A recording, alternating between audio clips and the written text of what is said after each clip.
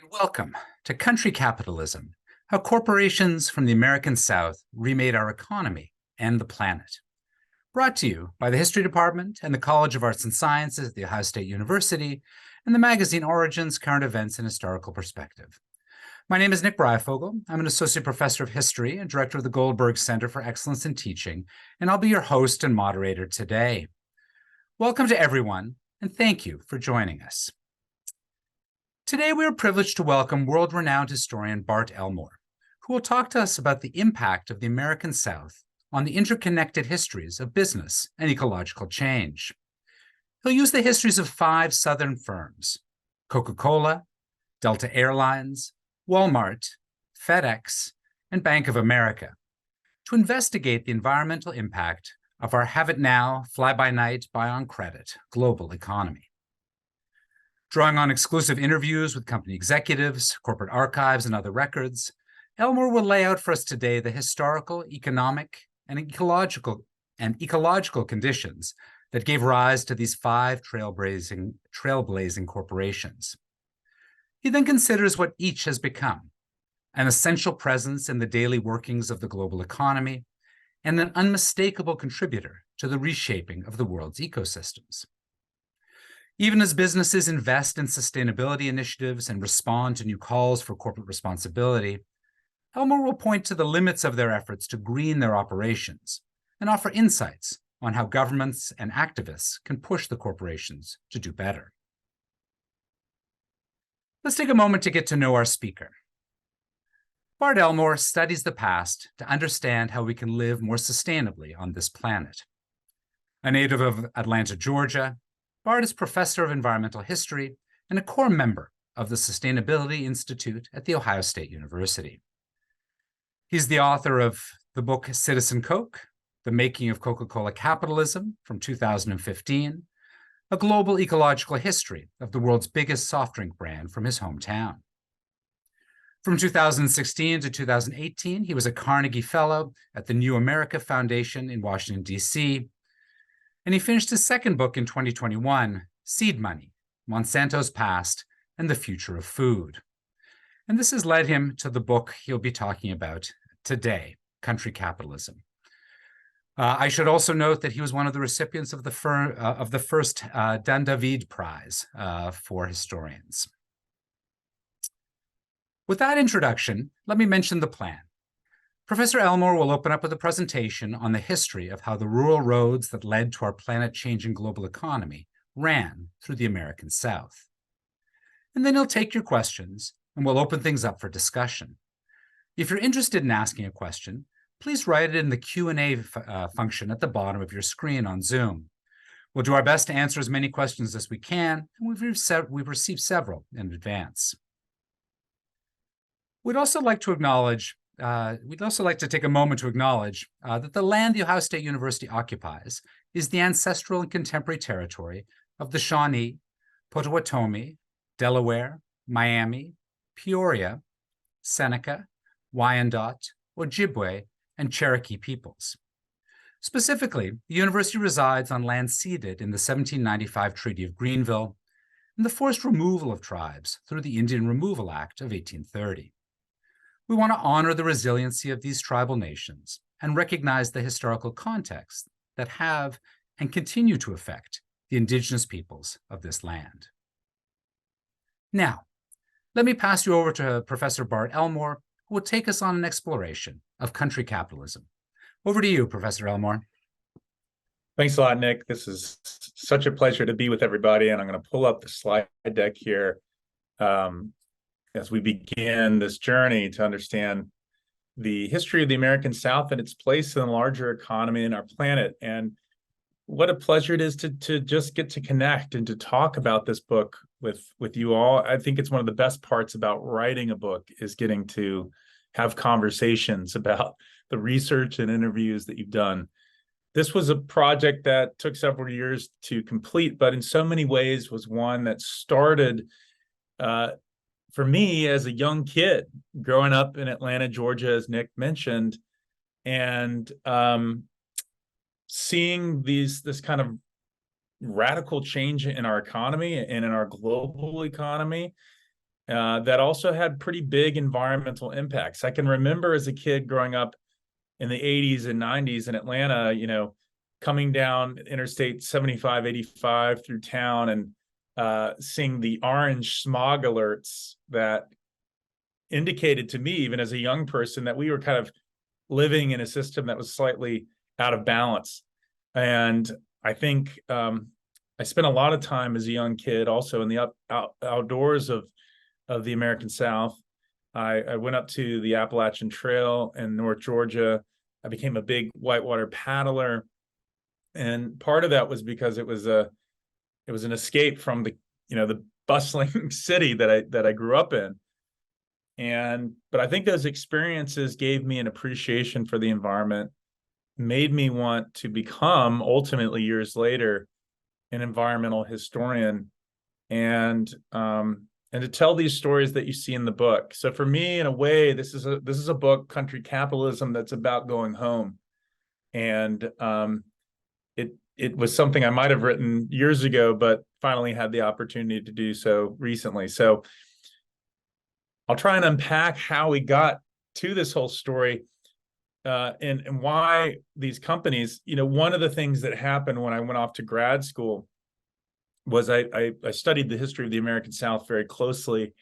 I went to the University of Virginia and was interested in actually the history of Southern public schools. I had taught at public schools in the American South and had been really struck by the lack of resources and the kind of the condition of a lot of these schools. And so I went to kind of understand how Jim Crow, how segregation, how race and inequality helped to shape the world in which I grew up in. And through that process, I found this field of environmental history that now Nick and I belong to. It's a field that goes back to the 1970s, started as a response to the modern environmental movement. If we're going to write history, we might want to think about how nature is a part of all these stories, not only shaping the course of human events, but also being shaped by human action, and therefore in ways shaping history in a kind of cyclical way. And I was hooked. So I began exploring the history of the American South from an environmental angle. And this book is a product of that, looking at 5 Southern companies that had an outsized influence on our economy and our planet. When I studied the history of the American South, just to think about why these companies, why talk about Coca-Cola, Delta Airlines, Walmart, FedEx, and Bank of America, I was picking companies that, well, certainly wasn't cherry picking. I was trying to see what were some of the largest corporations that came out of the South. Walmart being the largest corporation in the world at one point in the story, Delta Airlines being the largest airline at one point in the world, Bank of America being at one point the largest bank in the world, now headquartered in Charlotte, North Carolina. FedEx, of course, revolutionized air express delivery coming out of Memphis, Tennessee. Coca-Cola, of course, needs no introduction. You can even see the Spencerian script here on the cover of the book is meant to suggest that almost everyone knows the Coke brand.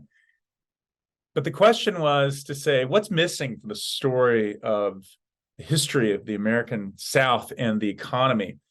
And it turned out to me that we were missing a lot of stories about retail, aviation, finance, in which Southern companies played a big role in shaping the contours of those industries. If you don't buy the book and just want to kind of know the big takeaway, I think the main finding of the book was that the rural roads to our Amazon, and I put Amazon in quote, economy, went straight through the American South. And that, in fact, when we think about Jeff Bezos and the Amazon economy on which we all depend now, this kind of express delivery, fast, quick, internet-enabled commerce, that, in fact, it has roots in a Southern economy. And so that's what I want to explore today, and talk not only about those roots, but also about the ecological implications of all that. And I'll start, I won't talk about each of the companies, but I will offer 3 examples from the book that I think are illuminating. As anyone does when they're writing their 3rd book, I actually went back to a company I had already written about to start the book. And I focused on the history of Coca-Cola, which you can see here on the cover of Time magazine in 1950. What a telling photo here, representative of the fact that Coke had become a truly global brand, force feeding the world a svelte, 6-ounce Coca-Cola. And Coke had really made it on the global stage. And in fact, if you think about it today, it's a company that's been able to find its way into the smallest niche markets that you can possibly imagine. In fact, I would challenge all of you just to think and look around you how far away you are from a Coca-Cola product. The goal that Robert Woodruff, who ran the company in the 1920s all the way through the 1980s, he was called the boss of the company. His name was Robert Woodruff. He actually went to my high school. Talk about the personal connections to these stories. He said in the 20s that he wanted Coca-Cola to be, quote, within arm's reach of desire. And boy, I think they may not have achieved that entirely, but it's pretty darn close today. No matter where you are, you can get a cold Coke almost instantaneously. And that was the model that Coca-Cola pushed that became in some ways the envy of other industries. This ubiquity, not only in cities and urban areas, but the ability to get your product into the smallest rural countryside markets, which is why I call this book Country Capitalism, because what unites all of these firms is that they saw the countryside, they saw rural or less urban areas as an asset to business growth, not as a hindrance to it, but something that if you could figure out how to get your products there, you could really revolutionize the global economy and then the world. And they wrote about this. That term country is, I think, a contested term, and I understand that. But if you go back to the archives, people inside Coca-Cola say this very deliberately. If we can just get this in the country, then boy, could this be a big business. And they figured out how to do it. Here is the entire salaried staff of Coca-Cola in the 1890s. The entire salaried staff on the front steps of the headquarters of Coca-Cola. And it's a remarkable picture, not only because it shows you part of the stories that are uncovered in this book of Jim Crow and the fact that segregation, even in these images, you can see a Black employee here kind of segregated even in this image from the rest of the establishment here. Here you can see Asa Candler, who is the person who incorporated Coca-Cola in the 1890s. I think this is Frank Robinson here, who helped to create that Spencerian script that we all now depend on to identify Coke products for us. But this was in the heart of the Jim Crow era, when the strictest and most retrograde social institutions were being adopted in the American South. And you can see that even in this image. Black employees, in this case, often were doing the hardest and hottest work inside these factories that were cooking the syrup in kettles, and in some ways a very intensive and labor-intensive work. But this is the entire salaried staff, and I think it tells you something about the reach of this company, even in the 1890s. They're already, by this point, in every single state in the entire country.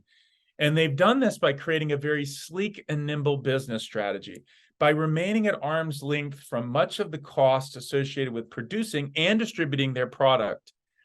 What made Coke great over the years was that it didn't own things. It really figured out how to develop a business strategy that was all about kind of being a broker in the economy, a middleman.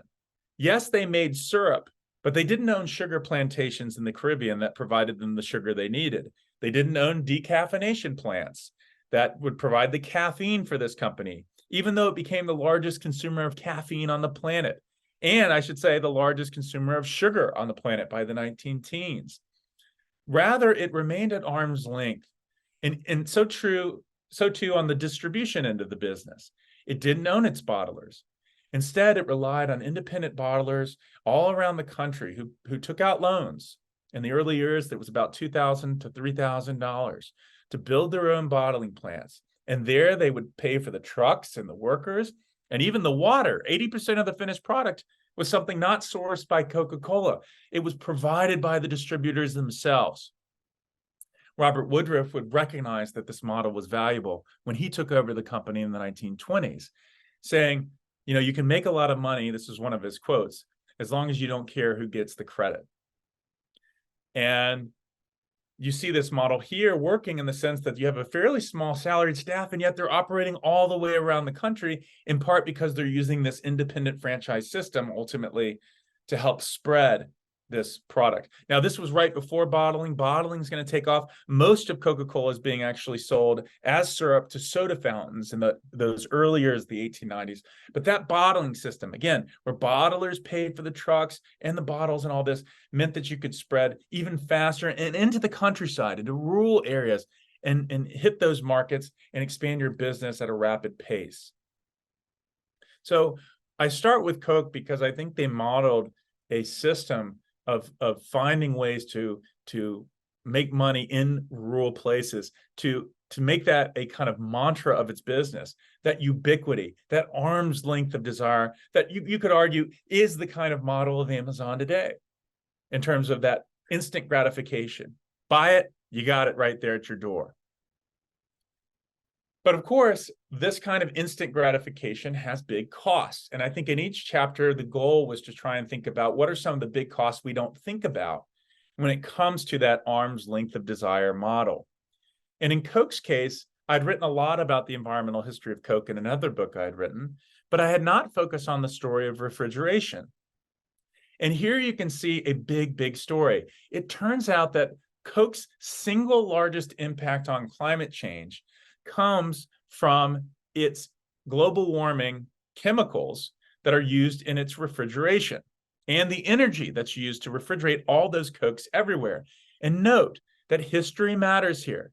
I don't think you can solve the sustainability problems of the future without using history, because what you see in the 20s is this mantra of arm's length of desire. Coke needs to be cold.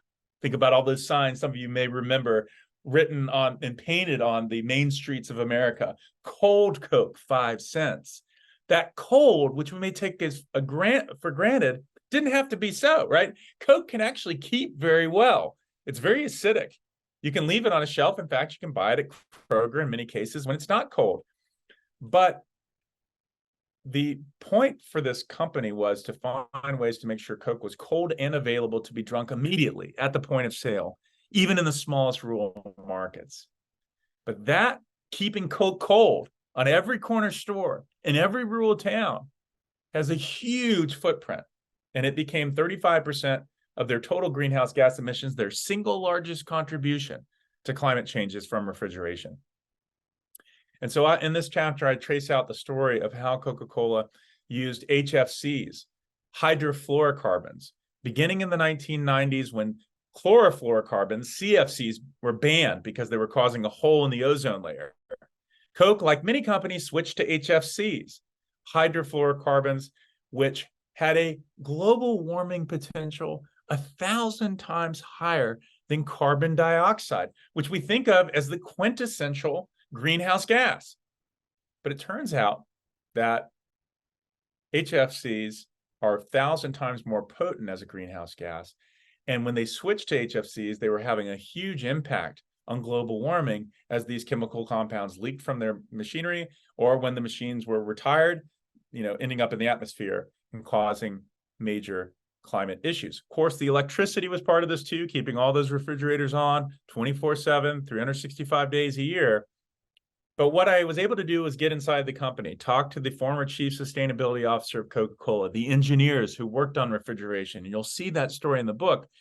And what's fascinating is how they were told, and they admit in the book, that there were other options available in the 1990s, other than HFCs. In fact, and this may surprise you, the option that most people proposed were hydrocarbons, isobutane, for example, which could be much less of a global warming potential impact. But there was another issue with that, which is that it was flammable. And while Germany and other manufacturers and more countries that were pushing for environmental regulations did switch to isobutane and hydrocarbons in their refrigeration units, Coke balked at it, in part because of country capitalism.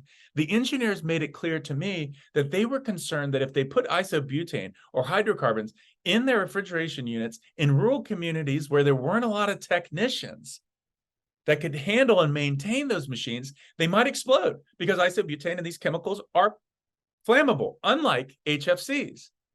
So it turns out that operating in rural areas represented a hindrance to Coca-Cola in terms of which type of refrigerant they were using. One that had a much bigger global warming potential was HFCs, but they saw it as less dangerous given that they were operating in more country markets. Now, I talk about how they switched ultimately in the 2000s to try and begin, in part because of Greenpeace, which you see here, pushing Coca-Cola to get rid of their HFC coolers.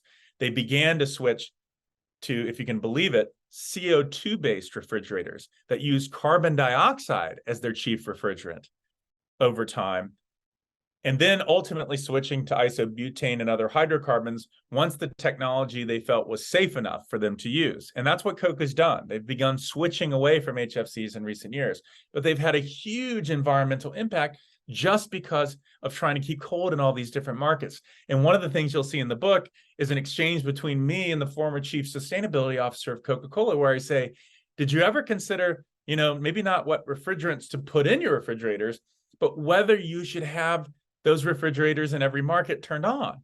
In other words, might you rethink this mantra of arm's length of desire? Could you may have radical greenhouse gas savings just by not having Coke cool in every single market, and thinking about where you really need things to be cool and where potentially, a consumer could take that home or buy it and purchase it and bring it back. These things, by the way, were seen as kind of non-starters in the conversation. But I believe for those of us who think about sustainability in a hard way, there are huge gains that could be made there just by questioning, does Coke need to be cold in all these different markets? Now, the second part of this book looks at a logistics revolution that was happening in retail. And my second example I want to give you before I go to the third is the history of Walmart, which started in the small town of Bentonville, Arkansas, in Northwest Arkansas. The first Walmart big box store was launched in 1962. And I show you this picture because environment is all about it. The ecosystem of the American South, it turns out, helped to nurture some of the most advanced logistics innovations that our economy has ever seen. And here you can see the 1981 Walmart shareholders meeting on Sugar Creek, which is just north of the town of Bentonville, Arkansas, where Walmart was founded and where it's headquartered currently. It's a small town in Northwest Arkansas. And you can see Sam Walton here, who's in, well, it's confusing. If you're a paddler, as I am, you'll notice that the canoe is actually turned the wrong way. So even though Sam Walton's in the back, he's actually sitting backwards in the canoe. No matter. The point here is that Sam Walton is here with his wife, Helen, who's at the front. And it's telling because this is what Sam Walton wanted. He wanted to bring these analysts from New York, these investors, and they had a camp out on this creek for their shareholders meeting. But he loved that. He believed that the rural nature of Bentonville was what made Walmart what it was. In fact, he loved to wear these truckers' hats, as a symbol of that kind of connection to rural America. He was the youngest Eagle Scout, according to his friend, to earn an Eagle Scout honor from the Boy Scouts in Missouri when he was a young kid. He loved to camp, but so did Helen. And they took these analysts out on this camp out, and the Wall Street Journal writing about this couldn't understand it. How is it that such a big company could come out of such a rural place? Sam Walton loved this, of course. He didn't like the fact that most of the folks got really drunk because they were afraid of the coyotes and the snakes and I think there was an owl that hooted at night, and everyone got kind of freaked out. And apparently they drank to try and deal with their anxiety. And forever after this, actually, Walmart shareholders meetings were dry. And if you talk to any of the executives, they lament this, that most of the shareholders meeting became a lot less fun, in part because of the failure of this camping trip. But the point here is that you see in this image a really important story, that the environment mattered when it came to shaping Walmart. The whole reason that Sam Walton and Helen Walton are in Bentonville in the first place, which is this in the Ozarks, in the hill country there, in these more rural community is because Helen loved the outdoors. She told Sam Walton, who worked for J.C. Penney and wanted to go make it big in retail in the big cities, maybe Chicago. She said, we're not moving there. We've got to go to a place that has access to the outdoors because I love the outdoors and I'm not moving with you to some big city. And Sam Walton, who was a big hunter and a quail hunter, they connected on this and he agreed. They picked Bentonville in part because he talked about it. He said, I could get great quail hunting in 4 different states in that location. In other words, the reason they're there and are going to create this empire where they are is in part by their own environmental interests in a place that's not so urban, not so, a city landscape. And yet it turns out that being in Bentonville mattered. Here you can see it just in case to kind of orient yourself. In Northwest Arkansas here, this is the Ozarks, the hill country of the Ozarks there, winding roads, hilly country. That was the key to what made Walmart different, right down to the strategy for how Sam Walton went about his business. He would drive around on these roads to his little stores. They were Butler Brothers, little 5 and dimes when he was just getting started in the 1950s. And he said in his biography, he talked a lot about the environment. He said, I got tired of driving around, as you can see the cursor here, going back and forth on these little roads. And he would get kind of car sick probably going on these winding roads through these hills, that he ended up getting his pilot's license. And that was a huge deal because in the 1960s, he was up in the air and flying around as the interstate highway system that you see here was being built. He was able to see that growth was moving outwards and that you could get ahead of the growth and build a store where you could become the market and see the market developing from the air. He said he was about 2 decades ahead of many retailers in seeing the retail landscape from the air. But if it weren't for the hill country of the Ozarks, he wouldn't have been up in the air looking at retail that way.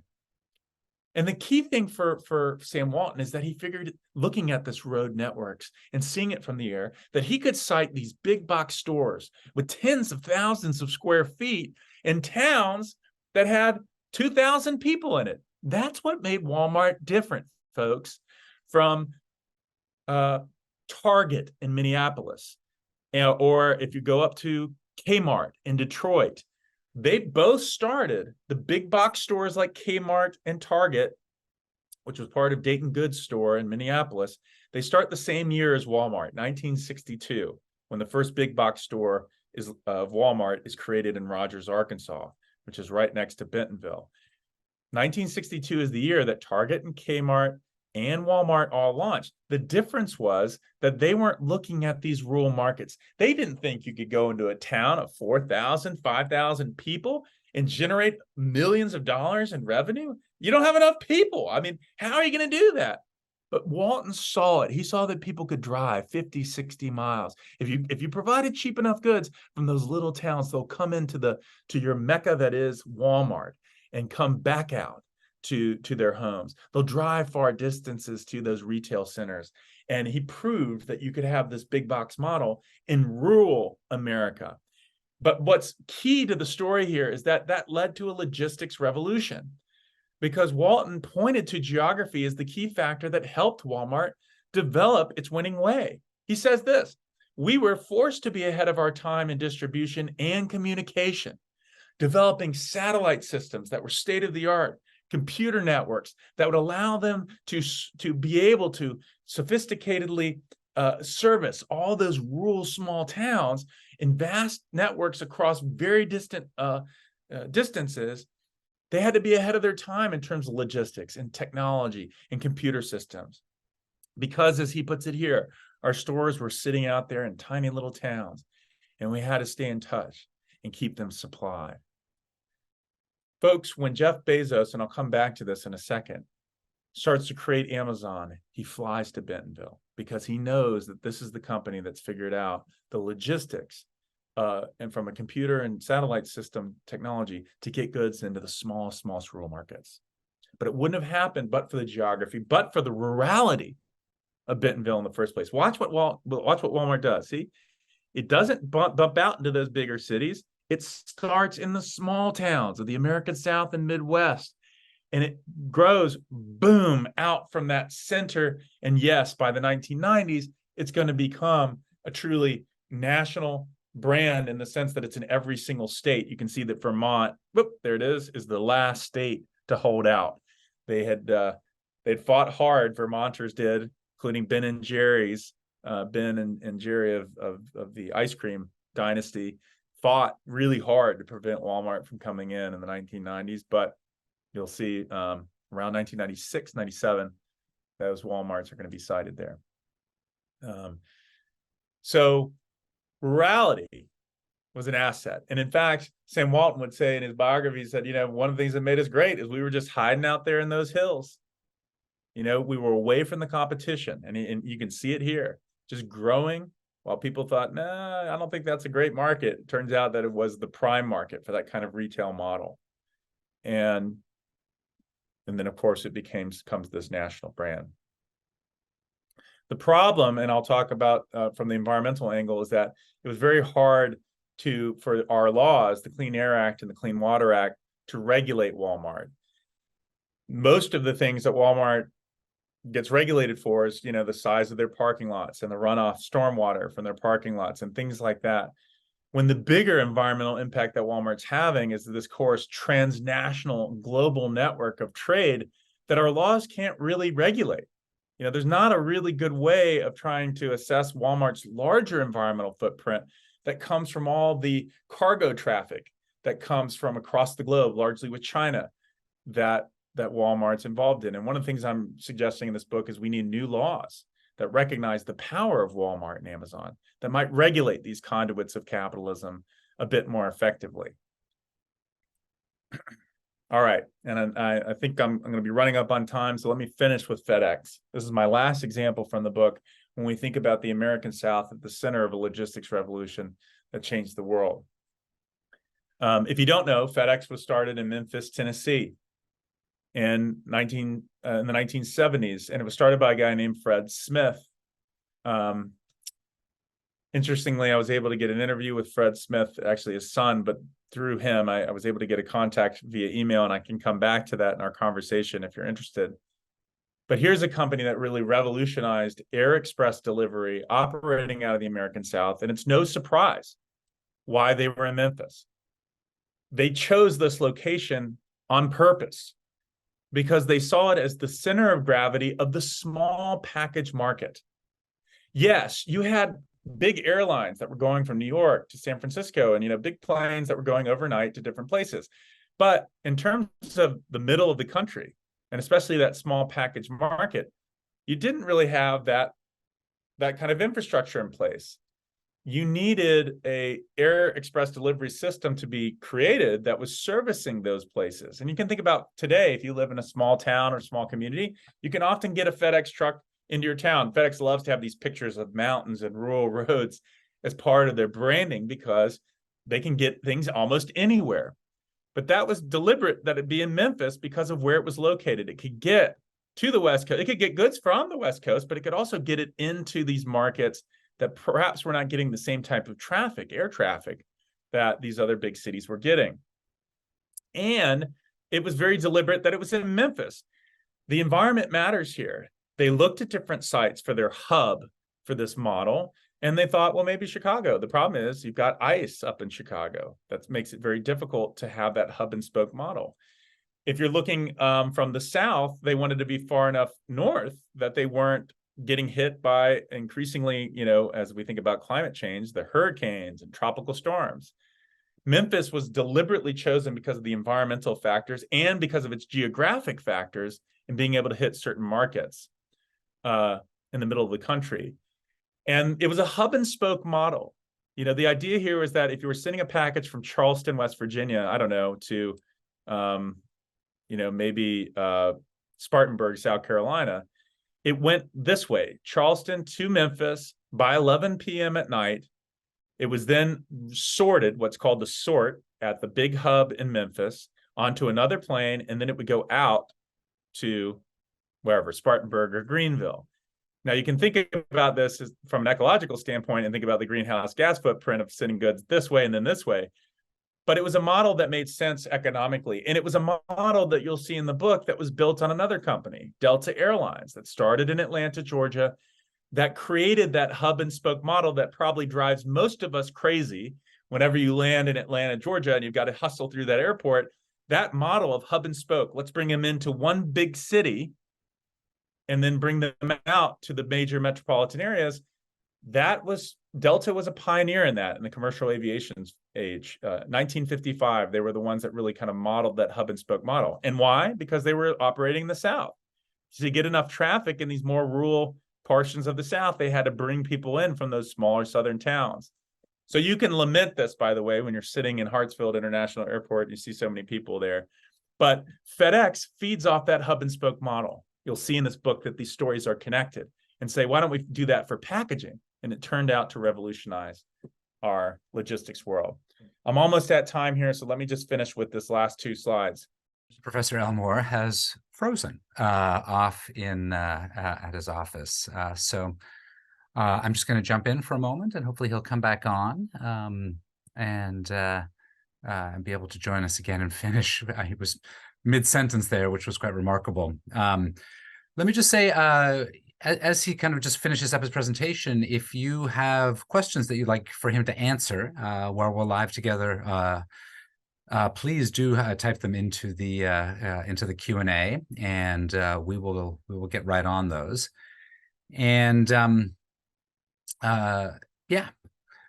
just please put. We got a couple that have come in. We had a bunch come in before the talk began, and let me also just note that just kind of for some up and coming things that the History Department and the Clio Society will be doing. We'll be doing a great talk, I think probably in November, on kind of European medieval history, and which I think you might find very interesting. We'll be doing another talk in January on kind of Jewish war brides and the kind of history of Jewish war brides internationally, which I think will be really interesting. And we got a lot more great stuff coming your way.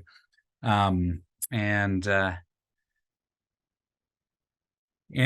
just also to kind of highlight, the talk that Professor Elmore is giving today is one that that is based upon this new book that he's done called Country Capitalism: How Corporations from the American South Remade Our Economy and the Planet. It comes out of UNC Press, and it's a great.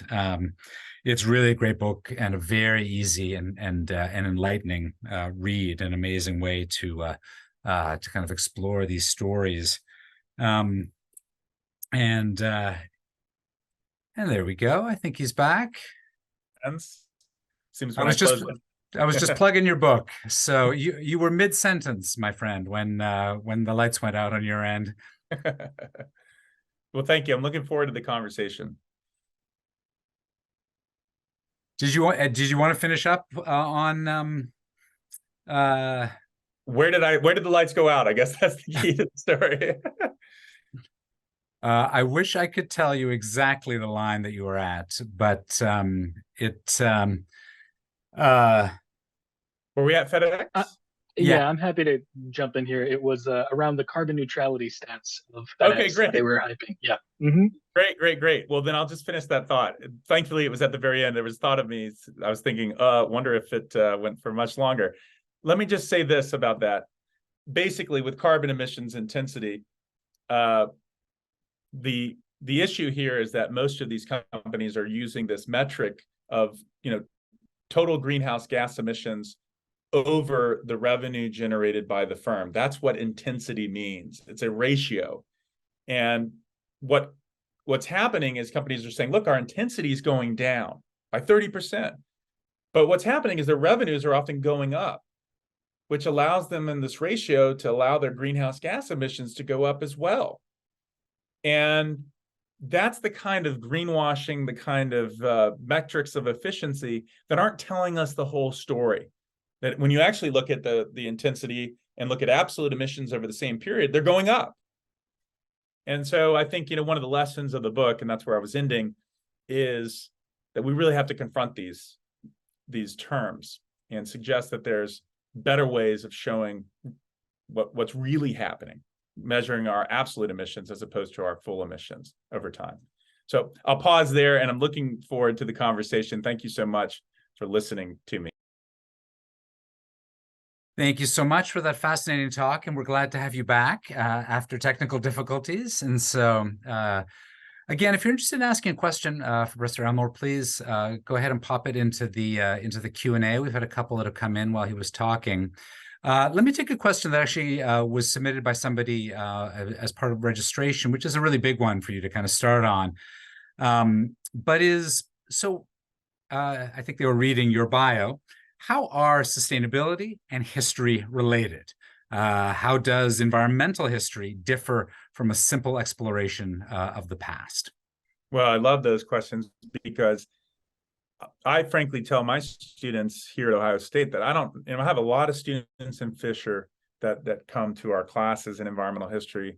I should note that we have 8+ environmental historians in our department, and thanks in part to folks like Professor Breifogel, who helped to build the program here at Ohio State.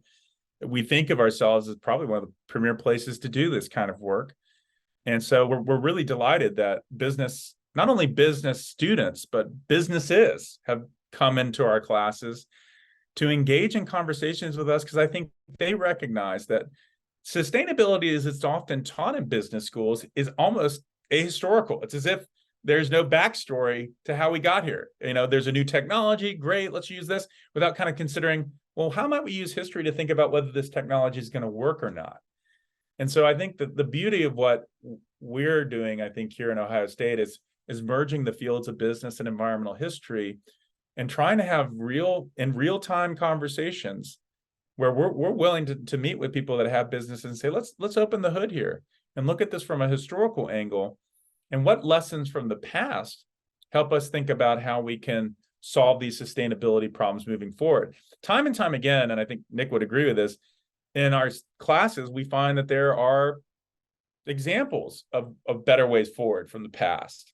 There are also examples of things to be wary of when you think about technologies and their deployment.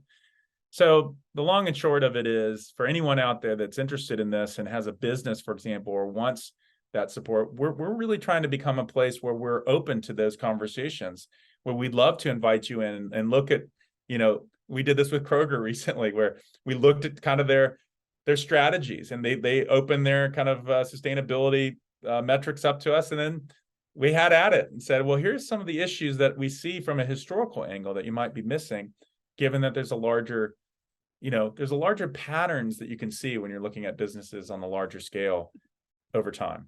So I didn't know this existed. So for anyone who asked that question, feeling like, I feel like I missed something, I think this is a field that a lot of people are still learning about, but we're here and we're excited to kind of engage in those conversations. It's a fabulous promo of what environmental history can do and the insights that it can offer. Let me ask you two questions that have come in just in the last hour.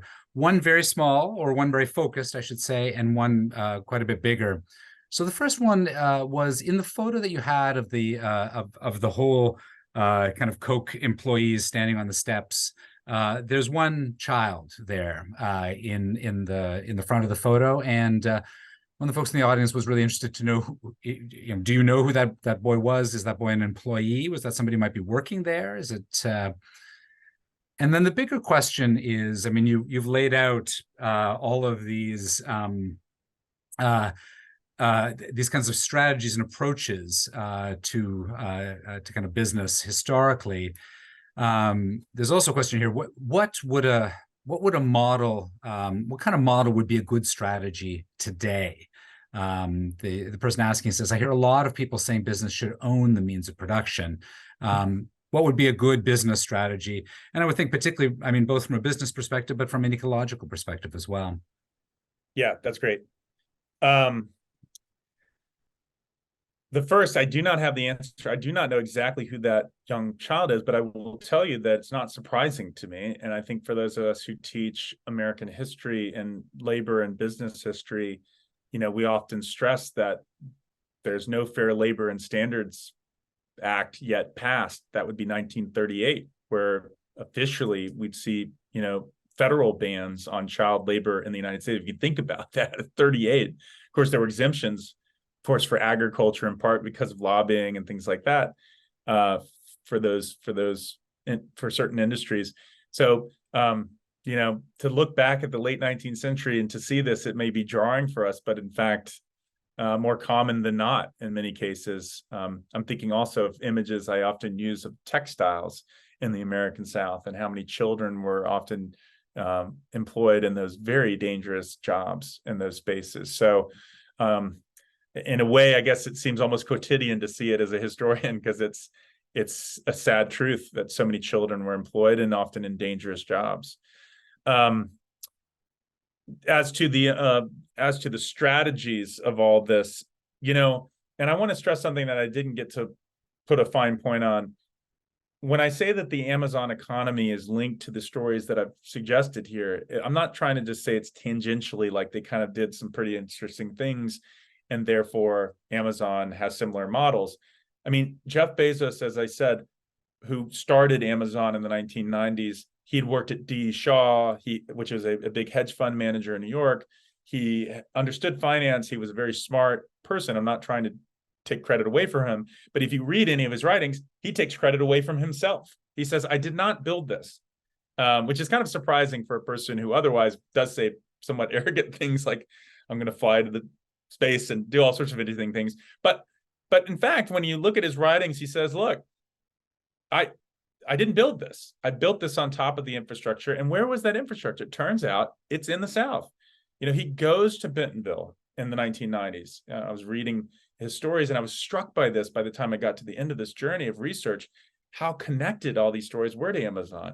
He comes into Bentonville. He reads Sam Walton's biography, as kind of an admirer of this model. And then not only does he do that, he hires much of his original staff from Walmart, because he knows that they have the skills and techniques, so much so that Walmart moves to sue them for taking their top talent. And then if you look at their first warehouse out in the Pacific Northwest, who's there at this Amazon warehouse? One of the people managing it is a FedEx employee. It turns out that the model of this kind of swift delivery, let's figure out how you do it. It's nice to think of it on paper and to think Bezos kind of dreamed this up because the internet had emerged and he was there. But if you really look at the details, he's in these places of the American South. He's hiring people from there because this is where it started. So back to the model, I think this was the model that made a lot of sense. But I think it's also a model in a lot of ways about being a conduit of capitalism, as opposed to the kind of vertically integrated model that I think the questioner is right to suggest is often taught in business schools as kind of a strategy for ensuring that you're reducing your transaction costs.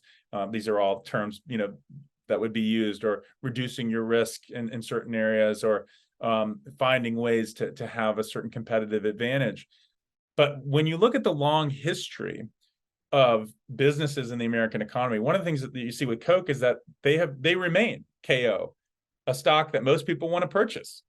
And one of the reasons they're so profitable even today, even though they were started in 1886, is their resiliency, the ability and nimbleness, because you do not own things, to be able to pivot to whatever is cheaper and a better way to run your business. A great example is high fructose corn syrup. What people miss when they don't understand Coke's model and they think of it as more vertically integrated, that is to say, owning and operating every aspect of the business, they forget that when high fructose corn syrup came out, Coke just pivots, and they can't. They don't own sugar plantations in Brazil. They don't own sugar infrastructure. One of the great things about not owning is being able to pivot. Caffeine. Monsanto was Coke's caffeine supplier in the early part of the 20th century. They provided most of the caffeine for Coca-Cola. But then in the mid-1950s, decaf coffee took off.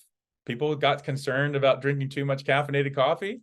Where do you think all that caffeine went from decaf coffee? It turns out it went into the soft drink industry. And Coke switched some of their contracts from Monsanto to Maxwell House of General Foods. And I have this letter from Monsanto saying, whoa, we've been doing business for 40 years together. What's going on? And Woodruff says, it's just business, because that's how they pivoted. And I think Yeah, you can look at U.S. Steel. You show me the profitability of U.S. Steel and some of these companies that in the 70s, when a lot of these textbooks were being written, it looked like the model: vertically integrate, own and operate everything, standard oil model, own even the timber, that makes the barrels that hold the oil. Yeah, do it all. Turns out, I don't know about some of those companies. Oil obviously still is very profitable, but a lot of the companies you'll see at the top are kind of the brokers in the economy. They're conduits. They're ones that have found a way, not necessarily to make and own all the stuff, but to be kind of the channel of it. And so I see that as a very different model than what a lot of folks have written about. We have comments come in from John Pugh, who says you talked about the problem with metrics like those used by FedEx in terms of reduced carbon emissions, and that it doesn't really tell us whether gross emissions have increased or decreased. However, it seems to me, that is John Pugh, there is a much greater problem when talking about tons of carbon emission. That being, we have no idea of the absolute environmental impact, or even relative to other companies or nations' impact of those emissions. In other words, it seems to be simply a number without context. And I'm curious what your thoughts might be in response to that comment from John. I think it's related to our upcoming trip, Nick. Nick and I are part, and we should just flag this because I think it's something for people to know about. We're going to be leading the first kind of study abroad delegation of students from Ohio State to the UN Climate Summit in Dubai this year. And our hope is to continue this process moving forward. We've been very fortunate to have the support of so many different institutions on campus to do this year. But one of the things I think we're talking with the students about is the very limitation that you're talking about, that in part, the reporting, a lot of this is voluntary. A lot of it is still, especially when it comes to scope 3 emissions, most companies generally just kind of balk. Like if you look at Walmart's statements about their scope 3 emissions, they'll say, we can't really track them. And what are those? Well, you got your scope 1 emissions, which are the emissions directly associated with what you own. So like the stores and their trucks and the emissions that they're generating, Walmart itself. The scope 2 emissions are emissions that are associated with, and this may be familiar to the questioner, but just for everyone else, scope 2 is associated with the energy that is being bought. So kind of indirectly, what are the emissions of, is it a coal-powered plant that's providing the energy to your facilities? Scope 3, though, is the bigger and most important for somebody like Walmart, because it's all the emissions associated with the suppliers. And they call them indirect, but it turns out that Walmart, is the pulse, the heart that's making it all happen. And so, and you'll see in their reporting, well, we can't really track down all of our scope 3 emissions. It's very wishy-washy, and there's nobody really holding firms accountable to ensure that we can see those full emissions. And I think it goes back to rules, needing rules. And I get that we think that internationally, this may be impossible to start establishing firm kind of third-party regulators that can come in and say, no, we want to see your emissions, show us your books, and holding folks accountable for this. Right now, that's just not happening. Scope 3 is kind of, people are saying that they're reporting it, but it's all on voluntary basis. A lot of it's very wishy-washy, and I don't think we're going to see progress, as you said, until we can start comparing and seeing, and these companies feeling the pressure to be held accountable in those areas. And right now, if you can believe it, that's not how it works. Even at the climate summit we're going to, it's all about peer pressure. It's a lot about voluntary. Most nations are providing their own voluntary kind of standards, and there's not a lot of penalties if you don't meet those standards. So I think we're going to be waiting for some time until we start putting some rules in place that say, no, you need to meet this standard. Enough about intensity. We want to see those scope 3 emissions, and we want to see whether you're hitting them or not. I think we have time to sneak in one more question. And this one, has to do with kind of the impact of the kind of history you've discovered in the story you're telling here, that, your goal as a historian is to be able to help people, see their way forward to a more sort of sustainable future on our planet. And I'm wondering what you would, based upon what you found in this book, what would you say to businesses and to policymakers that they should be doing moving forward in response to what you found here? One thing I'd say is that if we wait for companies to do this on their own internally, we're going to be waiting for some time. I think that's something I've learned, not just from writing this book, but for spending a decade and a half writing about businesses. And that's not to say that there aren't good people inside the company. Nick and I have even met some of the same people inside these companies who are boldly committed, and I don't question that, to sustainability and really want to do something big from inside these companies. And yet, when you talk to these folks, you can feel the pressures of that short-term, quarterly kind of mindset of we've got to meet these targets. And so even though we want to do this big, ambitious thing, we might just kind of, do this in a piecemeal fashion. The reality is that right now, ESG, which gets a lot of attention, it's all voluntary. It's all by businesses making their own choices of how they want to commit to it and what the metrics are going to be, and kind of designing those metrics in many cases themselves. The problem with that is that we're just not getting there. There was a study that I've often cited that came out from Bain Consulting in 2019 that said that looking at some of the top companies, 300 companies in the economy, and looking at their sustainability promises over the last several years, what's the success rate of them actually meeting their promises when it comes to environmental pledges, things like net zero, things like that. And what this study found in 2019 was that there was a 4% success rate when it came to businesses meeting their sustainability targets. That's a 96% failure rate. And if there's any students in the audience, if you get 96% of the questions wrong on the exam, I think we have to say that's an F. I don't think we can kind of get there. And I think that's a product of what I said earlier, Nick. What I've learned is that if you don't put rules in place, and this goes to policymakers and us as citizens to vote for those policies, we're not going to get where we need to go. You have to put the pressure, the squeeze on the industry to say, you got to meet this standard. Here's the cap. Here's the line. And if you don't do that, we see this 4% success rate, which sounds good. And that's the problem. You'll read things in the Wall Street Journal say, they promised this. And oftentimes the press will just fall away from that. It's as if they did it. You see this with Walmart a lot. They're committing to this. Woohoo! And then they're this green business. They get all these green accolades, but then they never actually do it. You'll see this in the book where they do this. Huge praise, press falls away. I'm still there. And I'm saying they didn't do it, So I think rules in place, especially when it comes to scope 3, that say, here's what you can do, meet this standard, or face penalties, is unfortunately where we're at, given the stakes of climate change. And the last thing I'll say on that is we just went to Byrd Polar Center, saw the ice caps, cores, got to talk about the science. The pace with which this is happening is now. So we need much more aggressive policy making. And I know we have a divided Congress, but I think we as citizens have to demand more to create the rules that are going to make this all work. Thank you so much, Bart. Thank you all in our audience for joining us today and for your excellent questions. I think we are grateful to Bart Elmore for sharing his expertise and the amazing stories of American business and the environment. Please join me in giving him a virtual round of applause. Thank you, sir. I'd also like to thank the College of Arts and Sciences, especially Alex Stacklane, the Department of History, the Goldberg Center, and Origins Current Events in Historical Perspective for their support.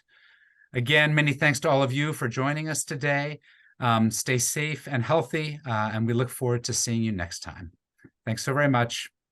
Goodbye. Thank you all. Bye-bye.